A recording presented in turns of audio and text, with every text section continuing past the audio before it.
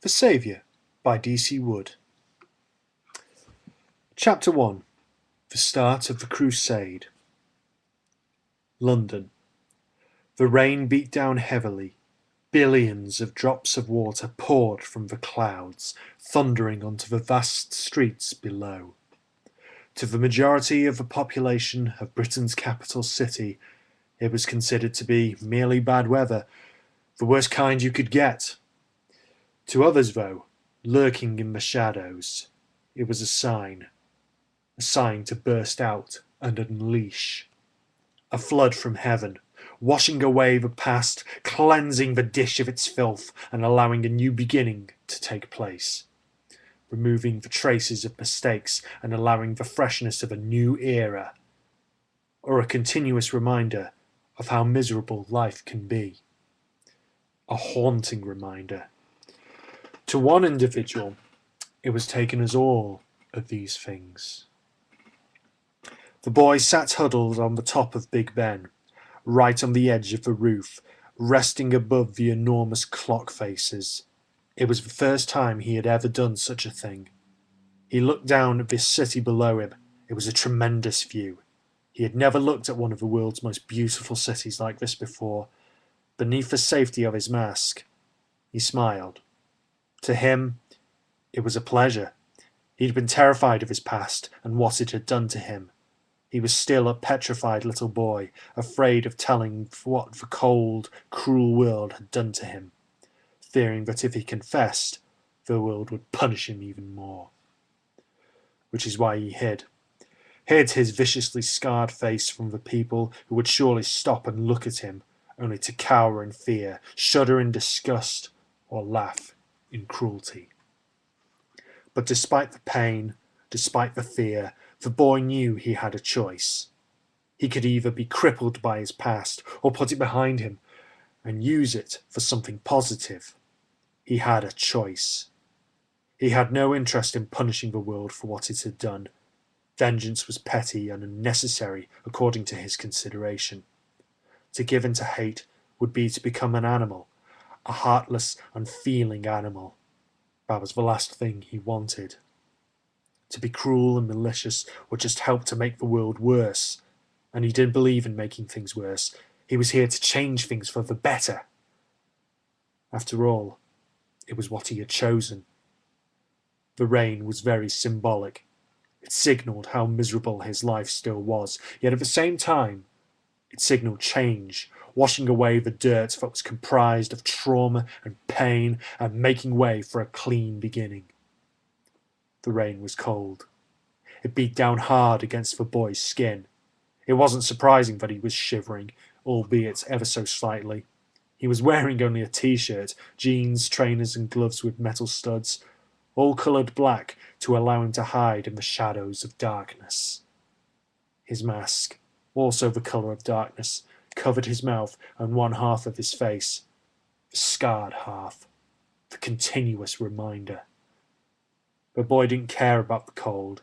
He didn't care about the hardness of the raindrops as they pounded relentlessly on his head, dripped off his short black hair and trailed down the exposed, undamaged half of his face. He'd been collecting his thoughts for the last hour or so and realised that he was ready to endure and be ready for whatever may cross his path. So what if he had suffered? So what if he was scarred for the rest of his life? It didn't matter. As the boy looked down at the beautifully lit streets of London below him, the view had reminded him of one thing. Despite its problems, Earth is a beautiful place to live. He stood up and prepared himself. It was time. All of a sudden, a bright light rose in front of him. The boy just stood still on the edge of the roof and glared at the light, not wincing at all, despite its bright intensity. He felt vindicated. Regardless of the tragedy that had scourged his life, there were those who genuinely cared for his welfare. Proof that there is, was, and always will be a small glimmer of light, no matter how much darkness plagues the world. "Don't jump, kid!" cried the helicopter's pilot. "We're here to help! Don't do anything stupid!" The simplicity of the statement was understandable. After all, how many people had climbed the highest architectural structures that the world has constructed as vast landmarks, only to use them as diving boards to the pool of death, swimming in concrete grounds below for the briefest of seconds of life left. Countless lives, all of them squandered, without meaning. He looked down. Bright searchlights were fully operational below, bathing him in light even more and making him the centre of attention. Thousands of people were looking up with dread and shock. The majority of them were citizens, opinion divided on the situation, as it usually was between them. Others were members of the local constabulary, trying to devise a strategy for handling the situation. Others were medics on standby. Others were members of the press. The boy hid his disapproval. There were times when he wondered whether members of various news factions actually cared about human life, or were just in it to make money to fuel their greed. As always, television crews and newspaper photographers seemed to turn a life and death situation into a media circus, to try and make things more entertaining than they were supposed to be. He understood and respected the fact that there were things the world had to know, but nowhere near as much as he appreciated the truth that there were times when people had a right to privacy. The boy didn't ask to be the centre of attention. He wasn't in it for the glory or the publicity. He was just here to make a difference. Most of the time, the boy viewed the press as a flock of vultures who fed on the misfortune of others and pissed on what was left. The teenager viewed the police as a more than necessary force for combating evil. There were countless people who defied rules and spat in the face of everything that was good and decent, despite the sad truth that there was horrible corruption that sometimes plagued it and destroyed hope for others who really needed it. There was also genuine honesty that existed within the police force. Furthermore, it seemed to greatly outweigh whatever corruption did exist. To the boy, it was reassurance that good would ultimately prevail. The medics went without question. Doctors saved lives. Every hospital in the world represented hope. Hope that total health could one day be brought to total perfection and life could possibly be made everlasting. At the moment, lives of millions could only be prolonged, but they could still be saved from being cut tragically short. Further proof that there was still hope. As for the civilians, he viewed them as his property, not in a sense that he owned them and could dictate terms to them, but rather in a sense that he should look after them and protect them with his life, just like the city. "Kid, we're dropping a ladder!" one of the rescue team cried through the megaphone. "You've got your whole life ahead of you! Don't waste it!" The teenager continued to stand tall, not paying attention to the powerful gales created by the helicopter's rotors that blew through his hair and hard against his face. His balance was uncanny. Even as he stood on the edge of Big Ben's roof, the force of the craft's downdraft threatening to make him fall, the boy remained calm and poised, never showing any signs of toppling. The boy looked above him as the rope ladder trailed down from the hovering vehicle and unfolded before him. The people in the helicopter seemed genuinely concerned for the teenager's welfare. The boy admired and respected their courage. Ascending so high into the night sky, risking the serious possibility of falling hundreds and hundreds of feet to a horrible demise, all to save a human life. That was the kind of compassion that the boy cherished and made him feel honoured. "We'll help you get down," offered the rescue crew. "Please, let us help." "Your invitation honours me," the boy said to himself, "but it is unnecessary." "What? I can't hear you!" The boy paid no attention to the reply. He shut all the noise out. He shut everything out, preparing himself for what he was about to do. It was midnight. The clock tower struck. 1. It was midnight. The boy knew what he would do it, but he would do it. That he could do it. He would do it. 2. And those who would bear witness would continue to express their horror. 3.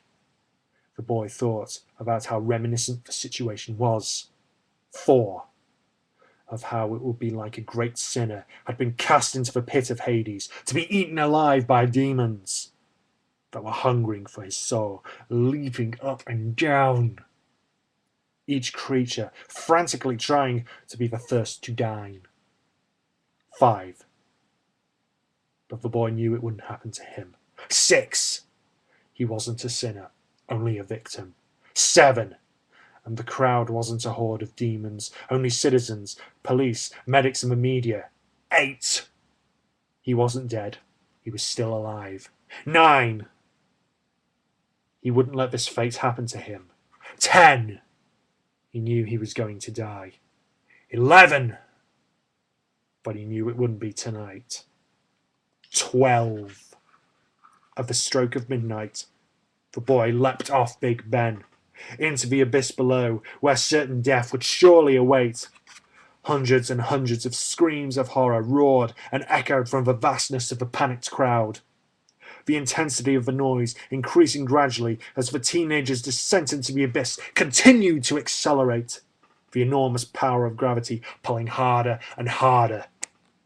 At the last possible moment before impact, the boy pulled a cord from his backpack. A giant glider unfolded out of it. The storm was rising in ferocity, riding the almost uncontrollable air currents with finesse. The child swooped above the crowd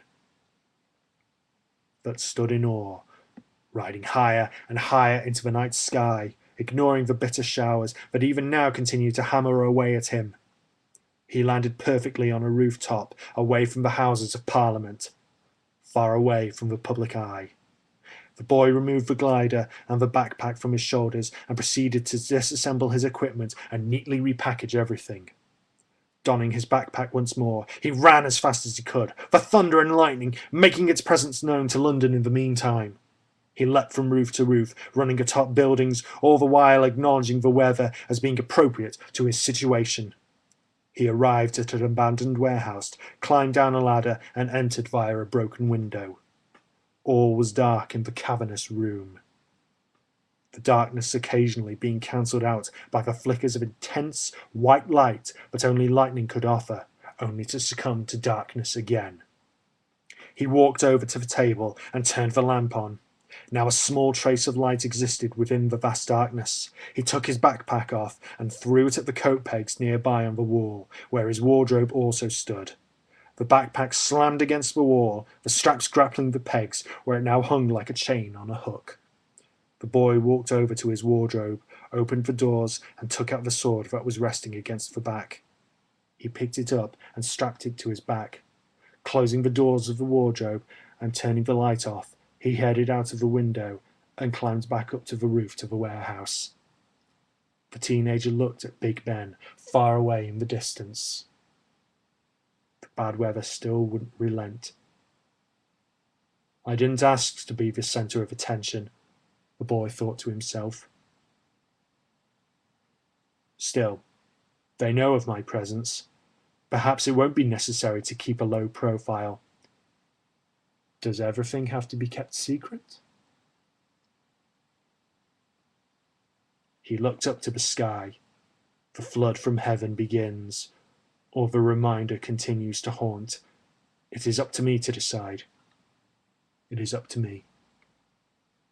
The boy ran across from the rooftop, leaping from building to building, now officially patrolling. Jaron is my name. The Saviour is who I am.